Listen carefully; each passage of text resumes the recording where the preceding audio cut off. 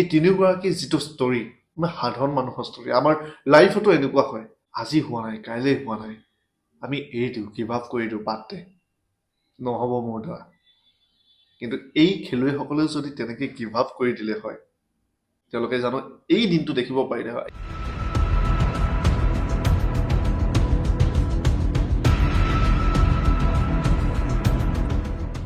সঞ্জু চেমছনৰ ইণ্টাৰভিউটোৰ পৰা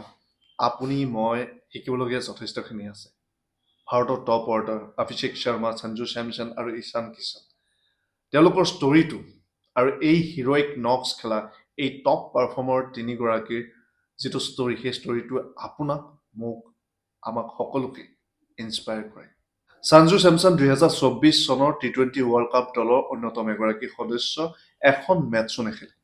তেখেত ডাগ আউটত বহি বহি 2026ত হ'বলগীয়া টি-20 সপোন দেখিছিলে এইটো কৰিম সেইটো কৰিম এনেকৈ খেলিম তেনেকৈ খেলিম নিজকে প্ৰিপেয়াৰ কৰিছিলে যোৱা দুটা বছৰ তেখেতে নিজক এই ধৰণে প্ৰস্তুত কৰিলে তেখেতে বেক টু বেক চেঞ্চুৰী কোবালে তেখেতৰ ভাল সময় আহিলে কিন্তু তাৰ মাজতে যেতিয়া ৱৰ্ল্ড কাপ আৰম্ভ হ'ব ঠিক আগে আগে নিউজিলেণ্ডৰ লগত এটা ছিৰিজ হয় 5খন মেটছৰ আৰু এই ছিৰিজটোত completely flop Sanju Samson he is lost form নাই কনফিডেন্স নাই ইভেন নিজৰ ওপৰত কুৱেশ্যন কৰি এই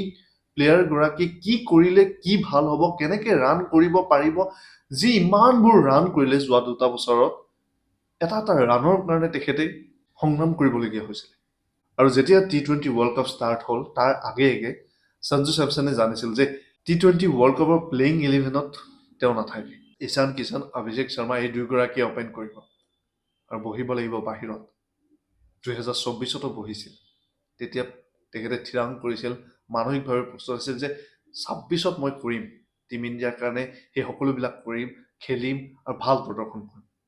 আৰু আৰম্ভণিৰ লগে লগে এইগৰাকী খেলুৱৈ ডাগ আউটত বহি থাকে আৰু তাৰপিছত যেতিয়া গ্ৰাউণ্ডত ৰোহিত শৰ্মা আহিছিলে এজ এ ব্ৰেণ্ড এম্বেচেডাৰ হিচাপে সেইখিনি সময়ত সঞ্জু চেমছনক লগ পাই আৰু তেখেতে কয় বহুত দীঘলীয়া টুৰ্ণামেণ্ট সময় আহিব সুযোগ আহিব ডোন্ট বি ডিসহাৰ্টেন সঞ্জু চেমছনলৈ সেই সময় আহিল নামিবিয়াৰ এগেইনষ্টত জিম্বাবুৱেৰ এগেইনষ্টত তেখেতক খেলিবলৈ সুযোগ দিয়া হ'ল খুব কম বলত তেখেতে এটা খুব ভাল ষ্টাৰ্ট দি পেলাই আউট হ'ল আৰু নক আউট তিনিখনকৈ মেটছত ভাৰ্চুৱেল নক আউট ৱেষ্ট ইণ্ডিজৰ লগত মুম্বাই ৱানখেড়েত ইংলেণ্ডৰ লগত আৰু ফাইনেলত নিউজিলেণ্ডৰ এগেইনষ্টত এই তিনিওখন মেটছত কনজিকিউটিভ 50 হায়েষ্ট ৰানছ কৰা টিম ইণ্ডিয়াৰ কাৰণে হোৱাট এ কাম বেক এই যি সংগ্ৰাম তেখেতে নিজৰ ওপৰত প্ৰশ্ন কৰিলেও হাৰ মৰা নাছিলে গিভ আপ কৰা নাছিলে লাগি আছিলে কনভিন্স কৰা আছিলে নিজকে মই পাৰিম মই কৰিম নিজৰ যি প্ৰচেছ আছিলে সেই প্ৰচেছটো কৰি আছিলে এণ্ড সেই অপৰচুনিটি আহিল আৰু সেই অপৰচুনিটি দুই হাতেৰে তেখেতে আঁকোৱালি ল'লে and he is the man of the tournament team ইণ্ডিয়াক জয়ী কৰাৰ ক্ষেত্ৰত তেখেতৰ যি ভূমিকা সৰ্বোপৰি অভিষেক শৰ্মা যোৱা দুটা বছৰ ইমান ৰান কৰিলে যে বিৰোধী ভয়ভীত হৈ গ'ল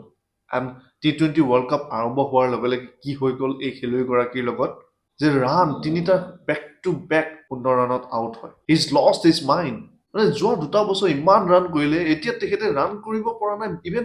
অপেন কৰিব পৰা নাছিলে ৰানৰ খাতা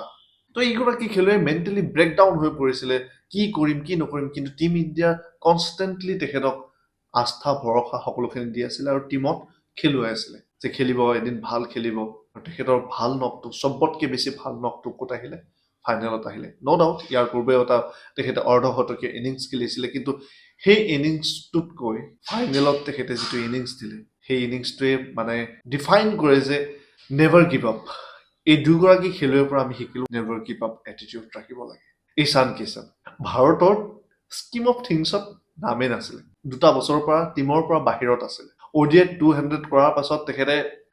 এখন দুখন মেটছত বেয়া খেলিলে আৰু নিজৰ কিবা কিবি এটিটিউড BCCIৰ লগত অলপমান ইফাল and then he is out of league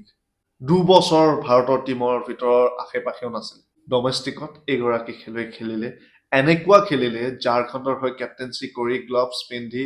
শতক অৰ্জন কৰি ৰান কৰি ঝাৰখণ্ডক টুৰ্ণামেণ্ট জয়ী কৰাই দিলে সৈয়দ মুস্তাক আলী ট্ৰফি প্ৰথমবাৰৰ কাৰণে দৃষ্টিগোচৰ হ'ল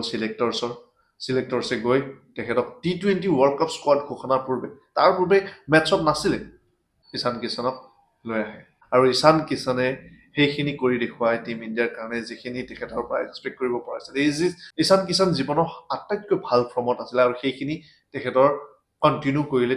T20 ৱৰ্ল্ড কাপৰ ফাইনেললৈকে। এই তিনিওগৰাকী যিটো ষ্টৰী, আমাৰ সাধাৰণ মানুহৰ ষ্টৰী, আমাৰ লাইফতো এনেকুৱা হয়, আজি হোৱা নাই, কাইলৈ হোৱা নাই, আমি এৰি দিওঁ, গিভ আপ কৰি দিওঁ, বাদ দে। কিন্তু এই খেলুৱৈসকলেও যদি তেনেকৈ গিভ আপ কৰি দিলে হয়, তেওঁলোকে জানো এই দিনটো দেখিব পাৰিলে হয়। তেওঁলোকৰ পৰা আমি সেইটোৱে শিকিব লাগে, যদি আপুনি কিবা এটা কাম আৰম্ভ কৰিছে, ইনিচিয়েলি যদি তাত সফলতা পোৱা নাই, নেভাৰ গিভ আপ। আৰু মই এই খেলুৱৈসকলৰ পৰা সেইটোৱে শিকিছোঁ। পাৰ্চনেলি যদি মই কওঁ, মোৰ এই চেনেলটোত বহুত বেছি ভিউজ নাই, মোৰ গ্ৰথ তেনেকৈ হোৱা নাই, বাট মোৰ এই কামটো কৰি বহুত বেছি ভাল লাগে। আৰু সেইকাৰণে মই যেতিয়া সময় পাওঁ, যেতিয়া সুযোগ পাওঁ, পষ্ট কৰি থাকোঁ। Never give up. এদিন সফলতা আহক নাহক,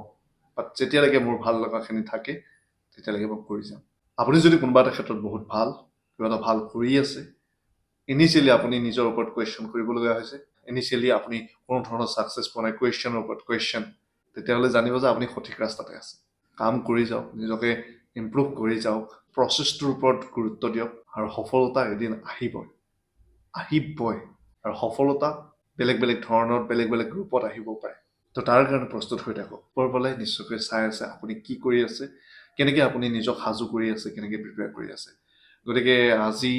এই তিনিওগৰাকী খেলুৱৈৰ কথাখিনি আপোনালোকৰ লগত শ্বেয়াৰ কৰিবৰ কাৰণে মন গ'ল, কথা পাতিবৰ কাৰণে মন গ'ল বিশেষকৈ, সেইকাৰণে পাতিলোঁ। বাকী চাই থাকিব এই চেনেলটো। এতিয়া বিদায় দিছোঁ। ধন্যবাদ।